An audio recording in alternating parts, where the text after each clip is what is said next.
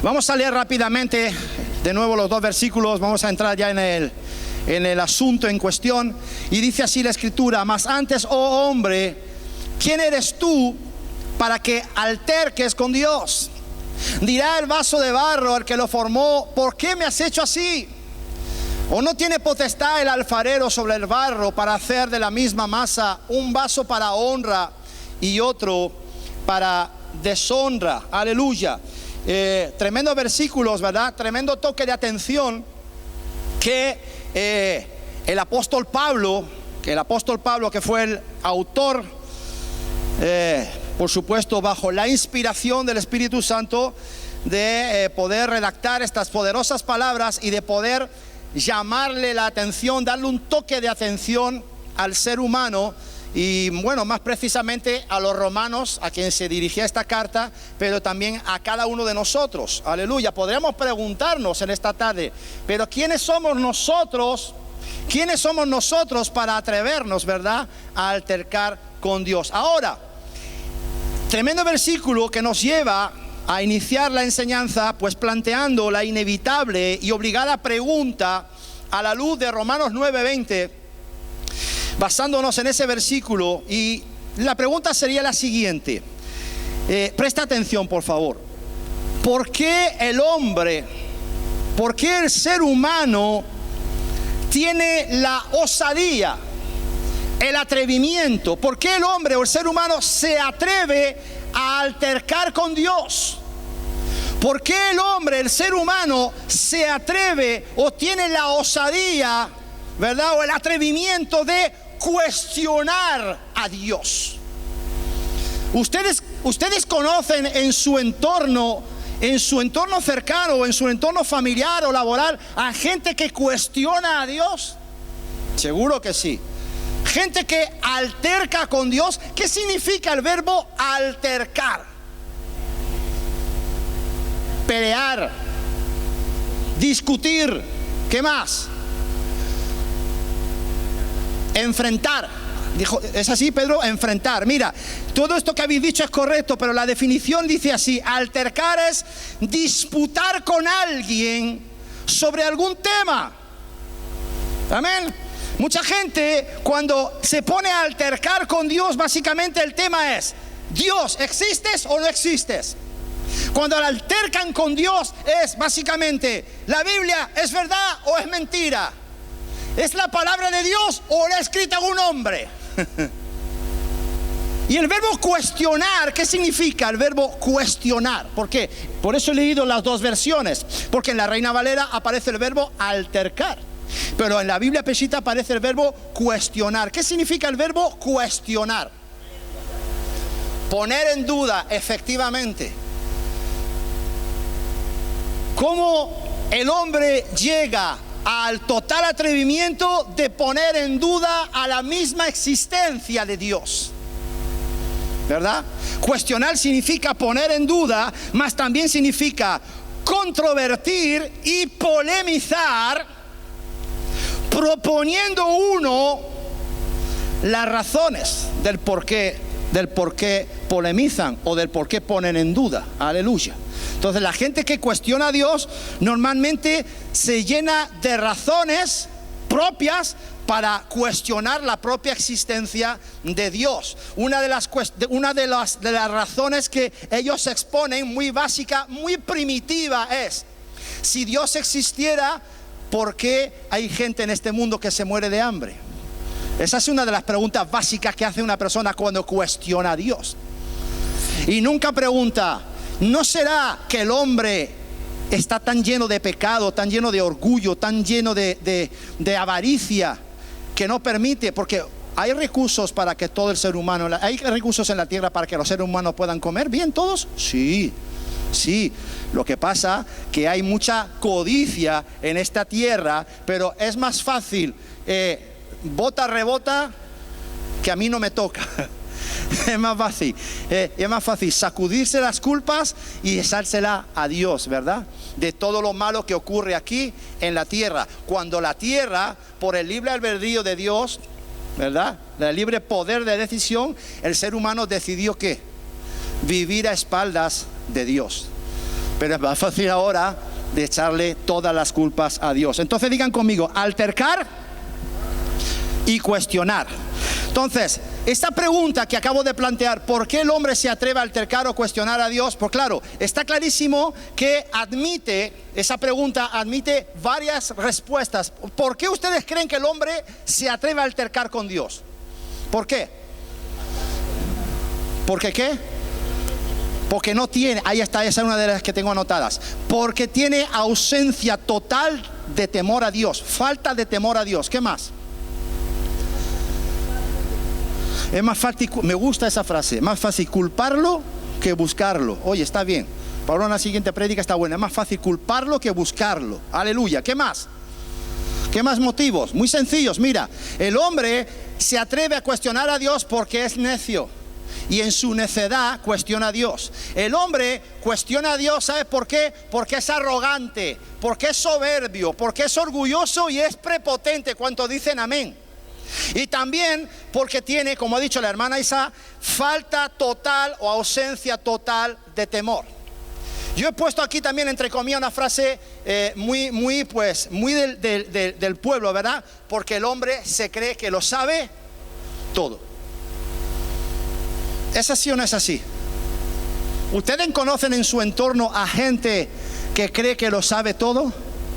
Normalmente la gente que cree que lo sabe todo no tiene necesidad de Dios. Amén. Pero la Biblia nos dice que aquel que es necio, hágase más necio, ¿verdad?, delante del Señor para poder conocer a Dios, ¿verdad? Y aquel que es sabio, que se haga necio para poder conocer a Dios. Aleluya. Entonces, amados, eso es uno de los motivos porque el ser humano cuestiona a Dios, porque el hombre cree que lo sabe todo. Aleluya. Qué tremendo atrevimiento, amados. Aleluya. Entonces, porque el hombre cree que lo sabe todo, esto nos lleva a la siguiente respuesta. Escucha bien. El hombre cuestiona a Dios porque el hombre está lleno de argumentos y de razones. Vamos a seguir esta tarde ahondando un poquito más. Vamos a meter el dedo en la llaga esta tarde un poquito más en cuanto a las razones y a los argumentos. Ahora la pregunta sería, ¿de dónde nacen? ¿De dónde brotan? ¿De dónde surgen los argumentos? ¿De dónde nacen los razonamientos o la razón? ¿De dónde surge?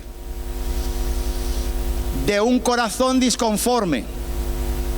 Digan conmigo, de un corazón disconforme. Aleluya. Por tanto, los razonamientos, los argumentos, las opiniones personales son pruebas o son las pruebas irrefutables de que un hombre está en rebeldía.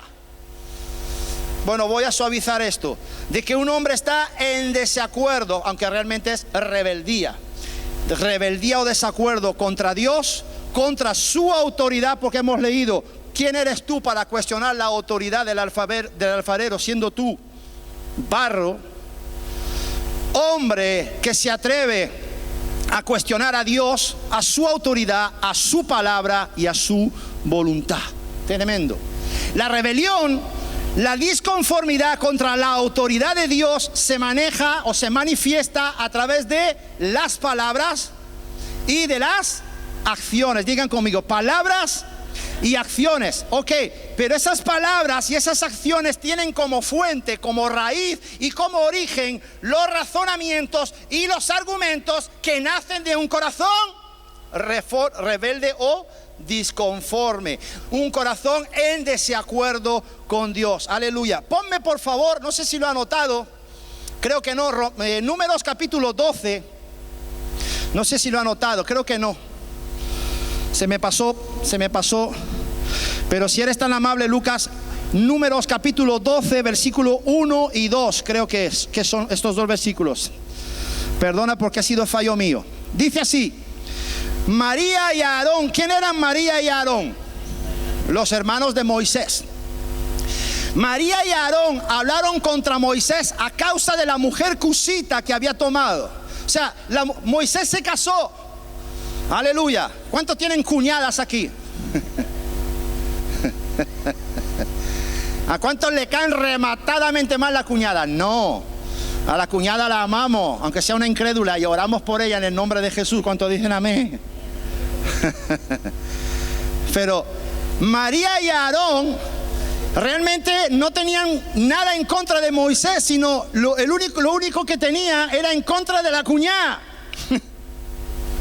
Porque la cuñada no era del pueblo hebreo, era cusita, era madianita. Y dijeron, solamente por Moisés ha hablado Jehová. O sea, ¿qué tiene que ver? ¿Qué tiene que ver que se casara con una mujer que no fuese hebrea para que Dios dejase de hablarle o no hablarle? Aleluya. Qué tremendo. Solamente por Moisés ha hablado Jehová, no ha hablado también por nosotros. Claro, y lo que ellos estaban hablando lo oyó el Señor. Ahora escucha, María y Aarón, ¿qué hicieron contra Moisés? Lo he dicho antes, he citado dos verbos. ¿Qué hicieron? Altercaron con Moisés. Disputaron por un tema. Fíjate, la disputa por el tema fue porque la mujer no era hebrea. Ese fue el tema por el cual altercaron con Moisés. Y llegaron entonces, claro, luego, primero altercan con Moisés por causa o por culpa de la mujer. Ese fue el motivo. Pero luego dicen, solamente por Moisés ha hablado Jehová. ¿Aquí qué están haciendo? Están cuestionando, es así, hay los dos verbos. Están primero altercando con él por causa de la mujer, como excusa. Ese fue el argumento, la mujer fue el argumento. Y luego cuestionaron a Moisés en su liderazgo. Digan conmigo, altercaron y cuestionaron. ¿Cuántos lo ven aquí en la palabra? ¡Qué tremendo! Entonces, estos dos tuvieron el atrevimiento de altercar y cuestionar a Moisés en su autoridad y en su liderazgo. Entonces, ¿en qué dimensión se movían María y Aarón? En la dimensión de los razonamientos, en la dimensión de los argumentos. Y digo argumentos al plural cuando verdaderamente solamente aquí la Biblia nos muestra un argumento, uno solo, que la mujer no era del gusto de ellos, que la mujer del hermano no era del gusto de ellos. Qué tremendo, ¿verdad? ¿Le gustaba a Moisés? Pues ya está, ¿no? Como no era hebrea, porque no era el gusto de ellos, entonces ese fue el único argumento que encontraron para cuestionar a Moisés en su liderazgo. Qué tremendo. Entonces, ellos estaban disconformes con el liderazgo de Moisés. Y en su razonamiento, en el razonamiento de María y Aarón, estaba el hecho de que no solamente Dios le hablaba a Moisés, sino que también le hablaba a ellos. ¿Me van siguiendo o no? Ese fue su razonamiento. Qué tremendo. Entonces, amados, aleluya. Ojo con cuestionar o altercar con la autoridad puesta por Dios. Vamos, tremendo, escucha. Vamos a Números 16 ahora. 12 al 14. Ahora lo quiero leer porque es un poco... La Biblia de la traducción del lenguaje actual nos va a facilitar el entendimiento. Números 16, del 12 al 14, Biblia o traducción del lenguaje actual. Mira cómo lo dice aquí. Números 16, o sea, nos vamos un poquito más adelante y nos encontramos con dos señores. Dice así la escritura, dice: luego Moisés mandó llamar a Datán y a Abiram, pero ellos le respondieron: no iremos. ¿Aquí qué hay? ¿Aquí qué hay? Rebeldía y falta de respeto. Amén. Moisés, el líder, Moisés, la autoridad, convocó a Datán y a Abiram a reunirse con él y ellos dijeron: no vamos. Rebeldía en su corazón. Ya vemos que hay disconformidad y lo demuestran con su negativa. Dice, y aquí vienen y sueltan toda la batería de argumentos y razonamientos. Mira, del por qué no van. Bastante daño nos ha hecho con sacarnos de un país. ¿De qué país? De Egipto. bastante daño nos ha hecho sacarnos de un país en donde siempre había abundante alimento, había abundancia de alimentos como lo era Egipto. ¿Eso es verdad o es mentira? Eso es mentira. ¿Qué comían? Las sobras ¿de qué? Los melones, los puerros y los pepinos de Egipto. O sea, una dieta. ¿Tú te alimentarías diariamente de melones, de puerro y de pepino? ¿Verdad que no? Bien, pues esa es la abundancia de alimentos. Es el primer argumento que pusieron estos dos. Dice, tú prometiste llevarnos a un territorio, claro, la leche donde fluye la leche y la miel, la tierra donde fluye la leche y la miel, a un territorio con muchos campos y muchas viñas, en donde siempre habría abundancia de alimentos. Pero solo nos trajiste a morir a un desierto donde no hay nada bueno. Y aún así, tú quieres y pretendes que te obedezcamos y te sigamos. ¿Crees que estamos ciegos? Lo estaban. ¿Crees que estamos ciegos? No queremos ni verte ni hablarte, Santo Dios. Entonces, aparentemente, Datán y Abiram tenían razones de peso y argumentos de peso, ¿verdad? Para no acudir a la cita, porque según ellos, y humanamente era así, según ellos estaban peor que antes, ¿o no? Estaban peor que antes porque antes estaban en Egipto, los egipcios le daban una dieta light, pero estaban peor porque de momento estaban en el desierto. Entonces, humanamente su situación era peor. Entonces, humanamente esta gente, tú podías decir, es que tenían razón, de quejarse. Es que los argumentos que le aportan a Moisés para no acudir, es que son de peso, es verdad, estamos peor que antes. Ahora, y se negaron, por tanto, a acudir al requerimiento de Moisés. Y cuanto más reflexionaban, digan conmigo, reflexión. Ojo, retén esa palabra para después. Cuanto más reflexionaban, más poderosas parecían ser sus razones para desconfiar de Moisés. Y por tanto, para cuestionar, para altercar con él y cuestionar su liderazgo y su autoridad. Ahora, la pregunta que debemos plantearnos es la siguiente: ¿y Dios de qué lado se puso?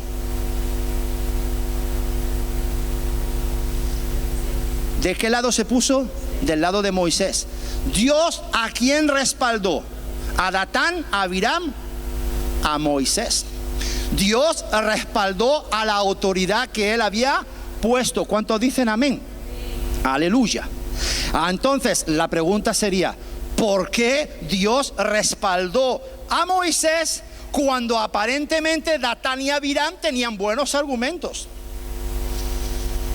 Muy sencilla la respuesta: porque el Señor jamás, escúchame bien, escucha bien y grábatelo en tu mente y en tu corazón, el Señor jamás de los jamases va a favorecer ni va a respaldar a un argumento que nace de un corazón en rebeldía. Sí, dan un aplauso a Dios, así es. Jamás el Señor va a favorecer a un corazón disconforme. ¿Cuántos dicen amén? Y si no me crees, mira lo que pasa después. Claro, ahí está. Escucha, vamos, escúchame. Dile al que está a tu lado, díselo con todo el cariño. Dile, amado o amada, si tienes un corazón disconforme, háztelo tratar y háztelo ver. ¿Por quién? Por el Señor. Aleluya. Ahora vamos a ver qué pasó con Datán y con Abiram. Claro, porque claro, esto que yo estoy afirmando pues tiene que tener un sustento bíblico. Número 16, y vamos a los versículos que están un poquito más abajo, al versículo 23. Mira, dice: Dios le respondió a Moisés, versículo 24: diles a todos los israelitas que se alejen de las tiendas de campaña donde están Coré, Datán y Abiram. O sea, básicamente, aléjate de la gente tóxica. Aléjate de la gente que tiene un corazón rebelde. Aleluya. No vaya a ser que se te pegue algo. Moisés se levantó y fue a donde estaban Datán y Abiram. Con él iban los ancianos que eran jefes del pueblo. Es decir, se llevó a los líderes. Y Moisés le dijo a todo el pueblo: aléjense de las tiendas de esos malvados y ni siquiera toquen lo que les pertenece, no sea que por su culpa mueran también ustedes. El pueblo se alejó de Datán, de Abiram y Coré, que estaban a la entrada de sus tiendas, con sus mujeres y con sus hijos. Entonces Moisés dijo: ahora verán que yo solo sigo órdenes de Dios y no actúo por mi propia cuenta. Si esta gente muere normalmente de la enfermedad, de la vejez, ¿verdad? Si esta gente muere, lo que podríamos decir, por razones naturales, como cualquiera de nosotros, entonces significa que yo hago las cosas por mi cuenta. Pero si Dios hace algo extraordinario y se abre la tierra y se los traga vivos, no habrá duda de que ellos se rebelaron contra Dios.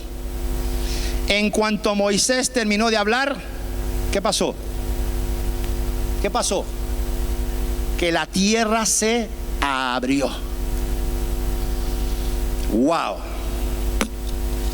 La tierra se abrió y se tragó vivos a todos los que habían seguido a Coré, junto con sus familias y todas sus pertenencias.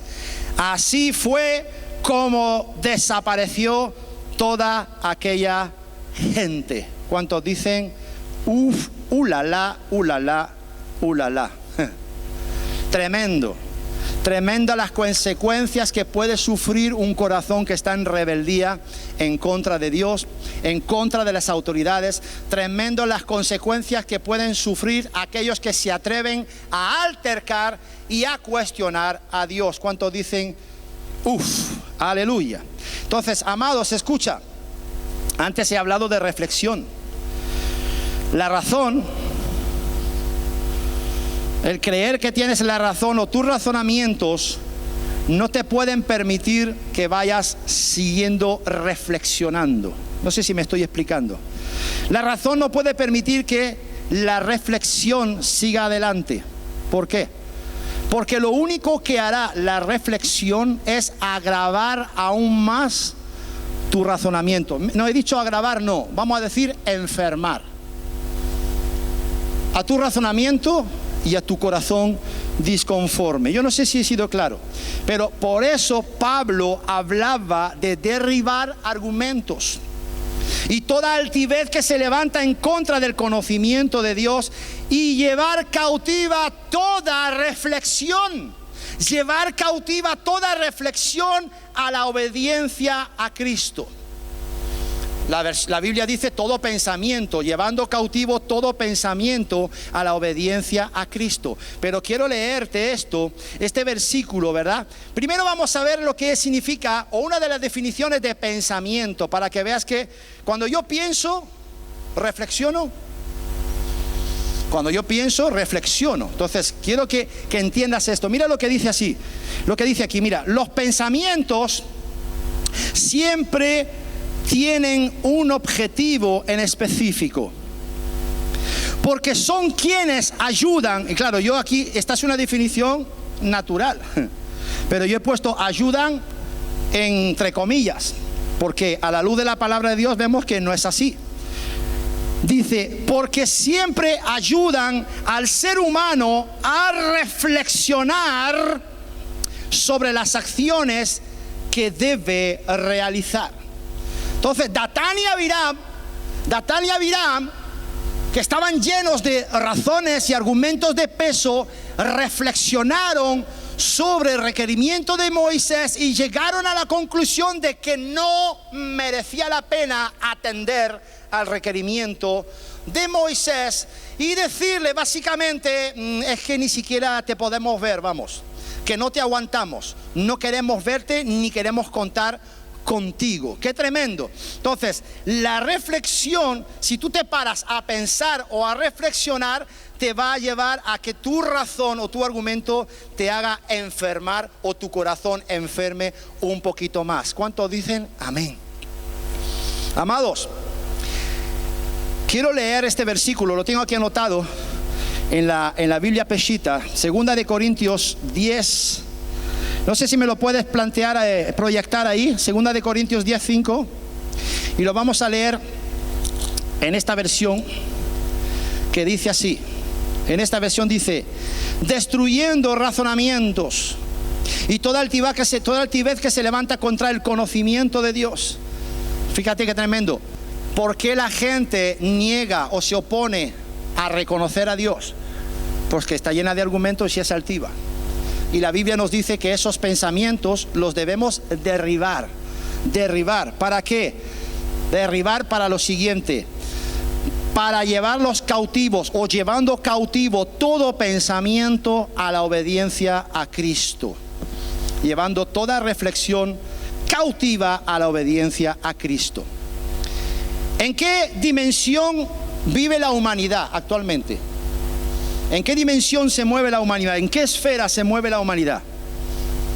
¿En la dimensión de la razón o no? Todos quieren tener razón. Todos quieren tener razón.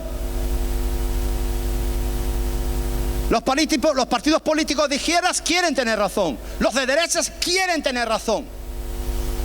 Tu mujer quiere tener razón. Más vale que la dejes que tenga razón, aleluya. Porque si empiezas a reflexionar, la cosa se va a agravar. Amén. La familia, todos quieren tener razón. Tu vecino quiere tener razón. Las naciones quieren tener razón.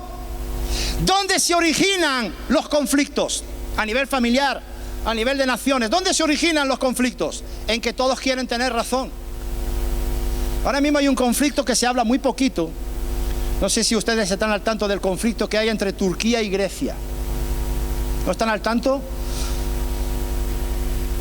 Pues resulta, bueno, Turquía y Grecia llevan con triquiñuelas hace ya bastantes años.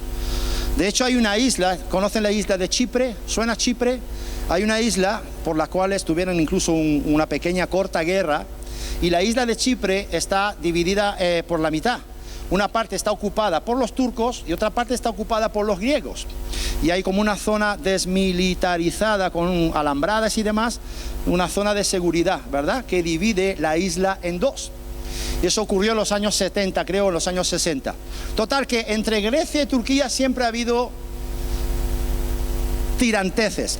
Y hace unas semanas, pues alrededor de una isla griega, no te lo pierdes, una isla griega que está a 2 kilómetros. Sabéis que Grecia tiene un sinfín de islas. Amén. Algún día visitaremos una isla griega, ¿verdad? Iremos de viaje porque dicen que es... Aleluya. Pues una de esas islas griegas está a 2 kilómetros, es un trozo de roca. ¿Os acordáis de Perejil? Pues más o menos la misma situación. Pero es que el islote de Perejil, aquellos que no se acuerdan cómo el ejército marroquí, la gendarmería marroquí plantó la bandera sobre el islote de Perejil, que es un trozo de roca que no vale para nada. Y bueno, España actuó, recuperaron el islote. Pues más o menos la situación es la siguiente: ese islote donde viven 700 personas está a 2 kilómetros, es de bandera griega, pero está a 2 kilómetros de la costa turca, o sea que se puede ir incluso nadando. Y alrededor de esa isla han encontrado yacimientos de gas. ¿Qué crees que dice Turquía? Que son míos. ¿Y qué dice Grecia? Que son míos.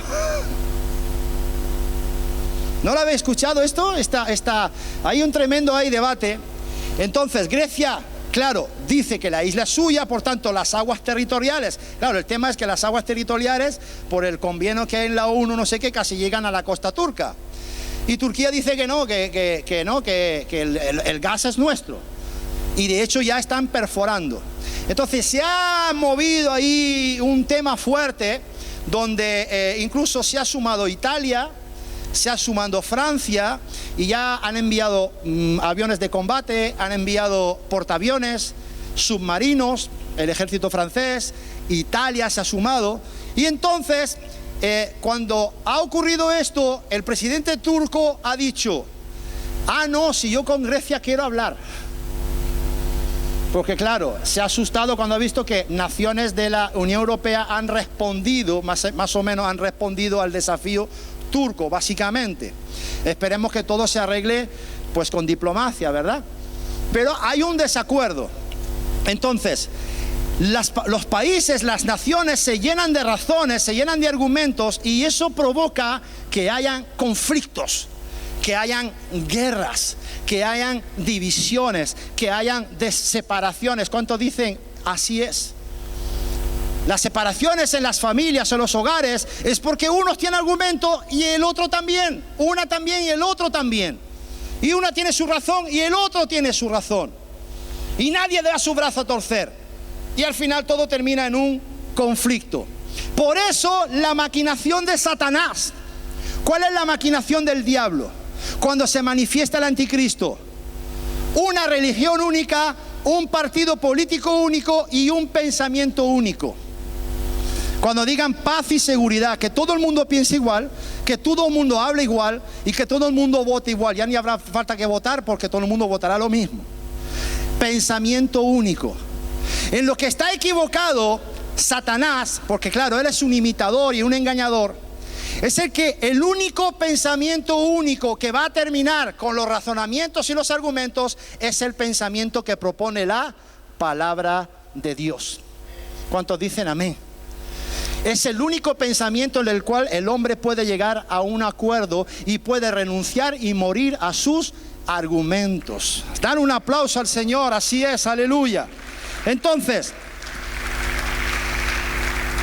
la pregunta siguiente, para abrir un poquito más el debate: ¿en qué pues nos diferenciamos nosotros como pueblo de Dios con la gente incrédula, si también nosotros nos movemos en la dimensión de la razón, en la dimensión de los argumentos?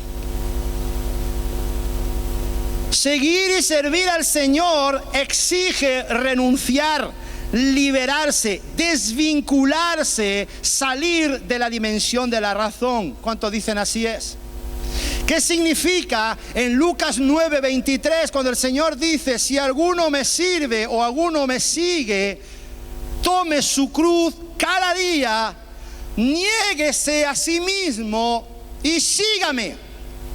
¿Qué significa negarse uno a sí mismo? ¿Qué significa? ¿Morir a qué? A tus razones, morir a tus argumentos. Luego veremos que hay un poco más también, pero morir a tu pensamiento personal, a tu opinión personal. El Señor y la palabra de Dios no están interesados en tu opinión personal, están interesados en que le obedezcas. ¿Cuántos dicen amén? Aleluya. El Señor no busca opinadores, busca servidores.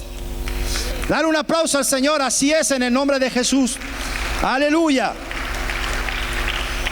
Entonces, para seguir al Señor tenemos que sacarnos los ojos. Mira al que está a tu lado y dile: sácate los ojos de la razón. Te tienes que sacar los ojos. Luego veremos un ejemplo. ¿Cómo quedó Pablo cuando se cayó del caballo? Ciego. Sácate, amado, los ojos de la razón, porque un siervo de Dios no razona, no opina, no argumenta. Un siervo de Dios obedece. ¿Estoy siendo claro esta tarde en el nombre de Jesús? La pregunta clave para nosotros es la siguiente: ¿qué es lo que gobierna nuestra vida? ¿Los argumentos o la sujeción a Dios y a su palabra? ¿La razón o la autoridad de Dios? ¿La altivez o la obediencia en humildad? El caballo sobre el que estaba montado Saulo de Tarso, ¿cómo se llamaba? ¿Cómo se llamaba el caballo sobre el cual estaba subido Saulo de Tarso? Dilo, Isa. Orgullo. ¿Qué más? Prepotencia. ¿Qué más? Altivez, ahí está. Razonamiento y argumento. Era un pura sangre. Pero Saulo, cegado por la luz de Cristo, la Biblia nos dice que cayó del caballo llamado razón.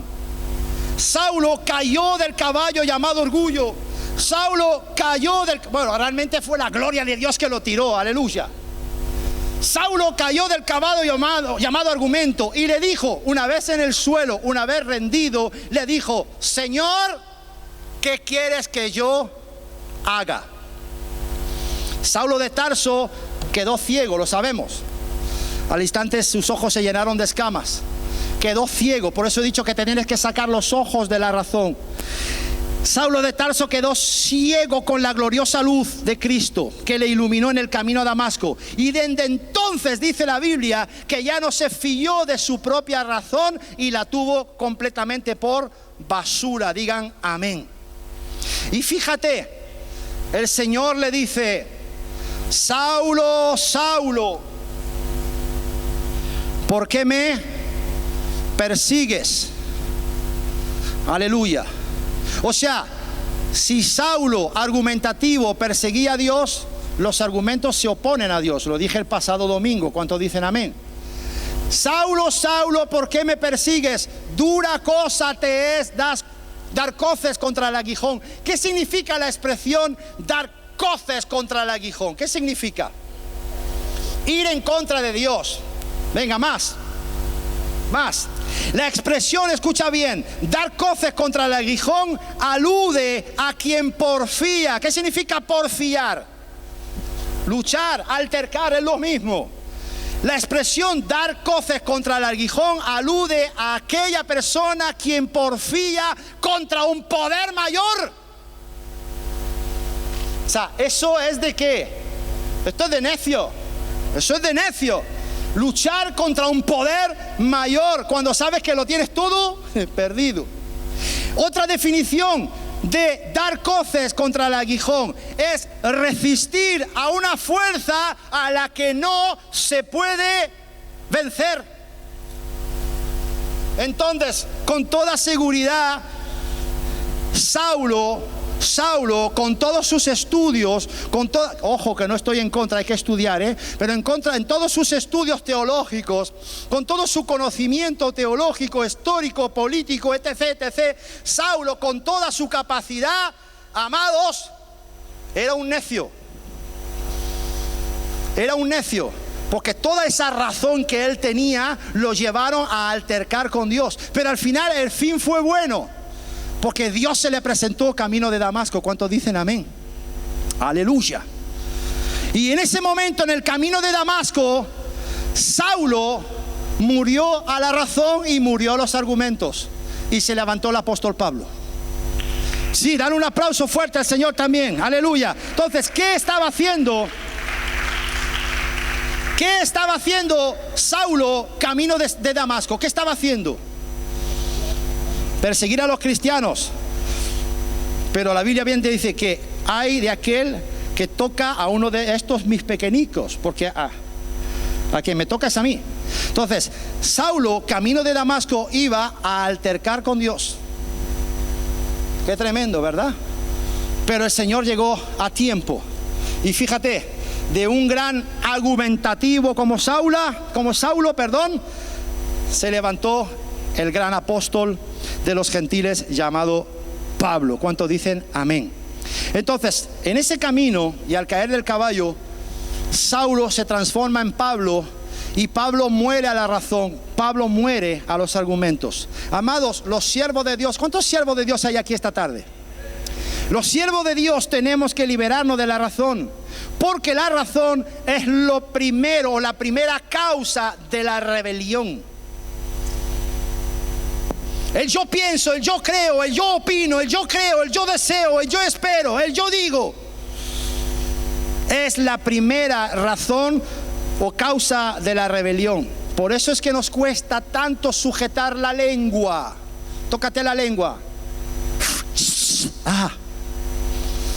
Nos cuesta tanto sujetar nuestra lengua y controlar nuestras palabras, a menos que primero tratemos con nuestra razón y la llevemos cautiva a la obediencia a Cristo. Eso implica o significa que la sujeción y la obediencia deben prevalecer sobre tus argumentos y sobre tu razón. Amén. Según 2 Corintios, capítulo 10, versículo 5, parece fácil hablar de la liberación, ¿verdad? De salir de la dimensión de la razón. Pero resulta que tú y yo somos seres racionales, ¿sí o no? ¿Cómo podemos, por tanto, refrenarnos o impedir o pararnos o frenarnos y dejar de altercar y argumentar con Dios y con los seres humanos? Esto parece sumamente difícil para un ser racional. Es decir, es más fácil en la teoría que en la práctica. ¿Por qué? Porque razonamos desde la niñez, argumentamos desde la niñez. Hay niños que ya a corta edad son expertos manipuladores porque tienen muchos argumentos, ¿sí o no? Razonamos desde la niñez hasta la edad adulta, hasta que venimos al Señor y aún más allá todavía.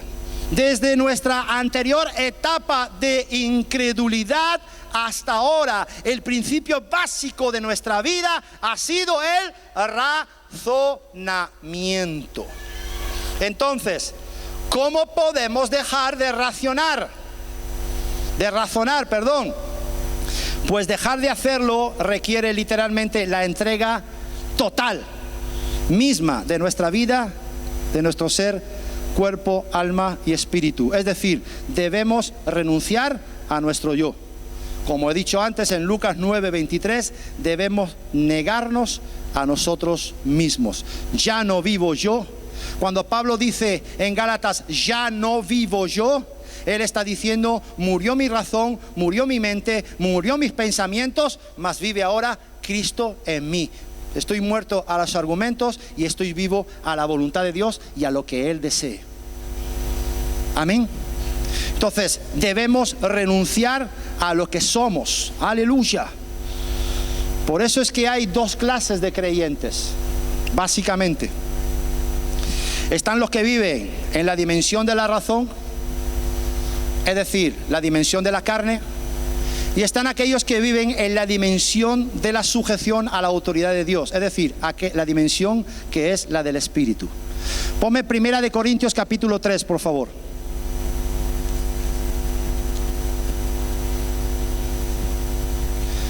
De manera que yo, hermanos, no pude hablaros como a espirituales. Es decir, yo traía un mensaje creyendo que ustedes se estaban moviendo en la dimensión del Espíritu. Es decir, en la dimensión donde ya vuestros argumentos y vuestros razonamientos están sujetos a la obediencia a Cristo. Pero me he dado cuenta que no, que tengo que cambiar el discurso, tengo que cambiar la enseñanza, tengo que cambiar la prédica, porque solamente pude hablaros como a carnales. La dimensión de la razón, como a niños en Cristo. Fíjate, aquellos que están todavía como hijos de Dios en la dimensión de la razón y de los argumentos, son niños en el Espíritu, inmaduros en el Espíritu. Seguimos leyendo. Y os di a beber leche y no vianda. ¿Sabéis, no? La leche espiritual son los rudimentos básicos. Y la vianda es algo que ya tiene más consistencia, más revelación. Porque aún no erais capaces, ni sois capaces todavía, claro, de digerir lo que yo traía, pensando que estabais en tal dimensión y me he dado cuenta que estáis en la otra. Por tanto, en la otra no sois capaces de digerir lo que yo traigo para vosotros. Así que vamos a cambiar. Ya no hay chuletón, hay un leche con colacao. Seguimos leyendo. Porque aún sois carnales, pues habiendo entre vosotros celos, contiendas y disensiones. Ahora, los celos, las contiendas y las disensiones, ¿de dónde nacieron? De corazones disconformes. Os digo algo, Betsaida, que el Señor nos libre de una iglesia así. y andáis, no sois carnales y andáis como hombres. Y ahora viene el motivo de peso de por qué Pablo dice, sois así como sois. Versículo 4. Porque diciendo el uno, yo soy de Pablo, a mí me gusta más como predica Juan Miguel. No, a mí me gusta más como predica Miguel Ángel. No, a mí me gusta más como predican en YouTube. Si tú estás así todavía en estas tiquismiquis, te lo digo a la luz de la palabra, eres un niño en Cristo. Porque no tienes que mirar al mensajero, tienes que mirar al mensaje. Y estaban ahí diciendo, yo soy de Apolos o yo soy de Pablo. Y ninguno decía, yo soy de Cristo y miro para arriba. Entonces, si uno dice, yo soy de Miguel Ángel, mira, os lo digo y lo digo con todo el cariño y con todo el respeto. Hermanos colombianos, amados, y bendigo Colombia, bendigo vuestra nación, Colombia para Cristo. No, yo es que soy de Miguel Ángel porque él es colombiano. Escucha, yo soy de Miguel Ángel porque él es colombiano. Si tú piensas así, eres un niño en Cristo, eres un inmaduro. Así de claro. No, porque es que la afinidad tal, no, es que la afinidad no está en la bandera o en la cultura, la afinidad está en la palabra de Dios. Y la palabra de Dios no tiene ni nación, ni cultura, ni bandera. Todos somos de la bandera de Cristo. ¿Cuántos dicen amén? Yo he sido muy gráfico con ese ejemplo, ¿verdad? Y si los demás dicen, no, es que como Juan Miguel es de aquí, de toda la tierra, bueno, aunque no es español, pero casi, y es campechano, pues yo soy de Juan Miguel. No. Si pensáis así, todavía sois carnales y estáis llenos de razones y de argumentos. Por tanto, sois niños en Cristo, dice Pablo. ¡Qué tremendo! ¡Qué tremendo! ¡Aleluya! Entonces ahora pregúntate después de ver esto, ¿en qué dimensión me estoy moviendo yo? ¿En la de la razón o en la del espíritu? Escucha, a mí la Biblia me dice que todos los que conocen al Señor le obedecen sin discusión. La palabra de Dios dice, el pueblo que conoce a su Dios se esforzará y actuará. No dice, el pueblo que conoce a su Dios razonará con él y argumentará con él. No, se esforzará y actuará. ¿Cuántos dicen amén? Gloria al Señor. No hay ninguna posibilidad, escucha bien, por más que lo intentes y darle la vuelta, haz lo que tú quieras, gira. Pero no hay ninguna posibilidad de asociar la razón con la obediencia, ni que interactúen los argumentos con la sujeción. Si alguien desea practicar la obediencia a Cristo, tiene que desechar la razón y llevar cautivo y amarrado todo pensamiento a la obediencia a Cristo. Porque es absolutamente imposible vivir para ambas. No puede vivir para la razón y hacer la voluntad de Dios. Es incompatible, son incompatibles. Y eso Jesús lo cumplió con el Padre. ¿Qué pasó con Jesús en el huerto de Getsemaní? Y ya vamos terminando. ¿Qué pasa con Jesús en el huerto de Getsemaní?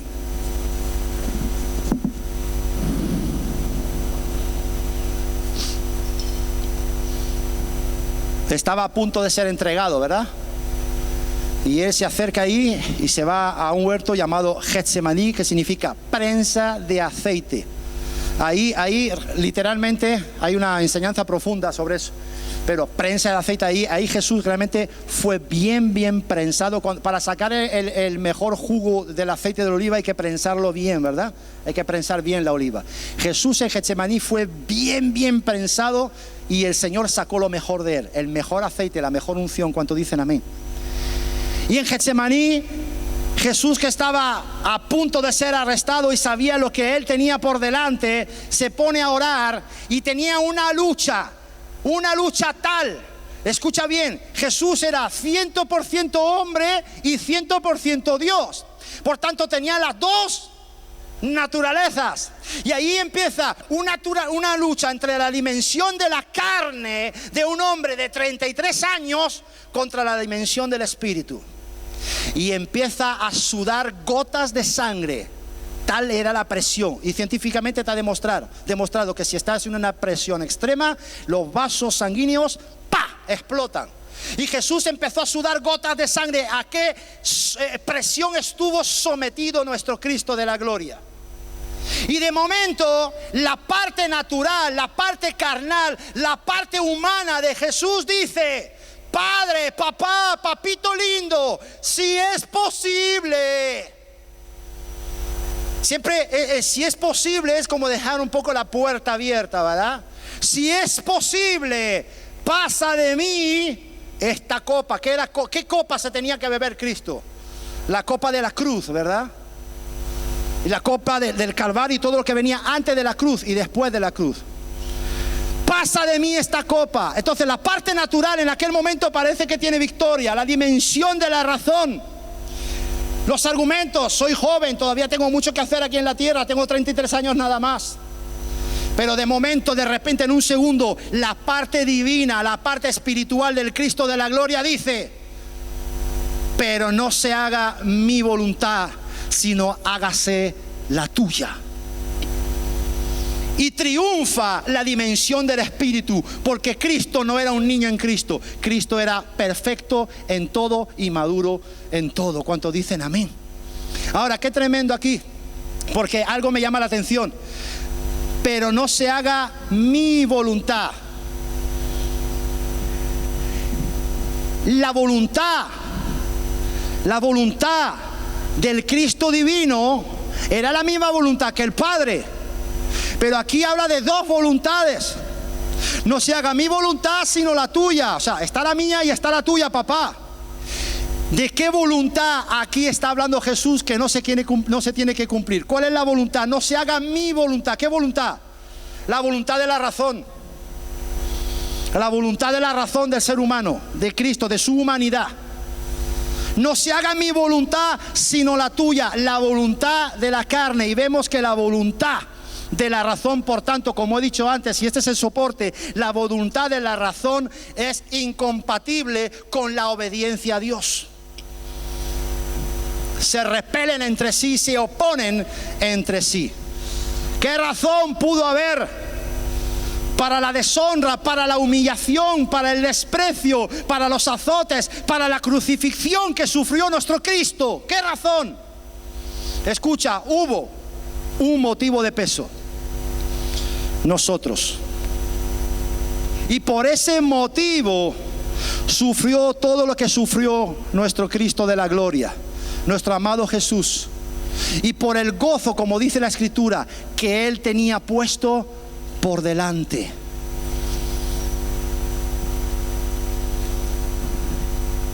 Se sometió a la voluntad y a la autoridad del Padre. Ni argumentó, ni razonó, solamente obedeció. Dale un aplauso fuerte al Rey de Reyes. Escucha, sí, dáselo fuerte.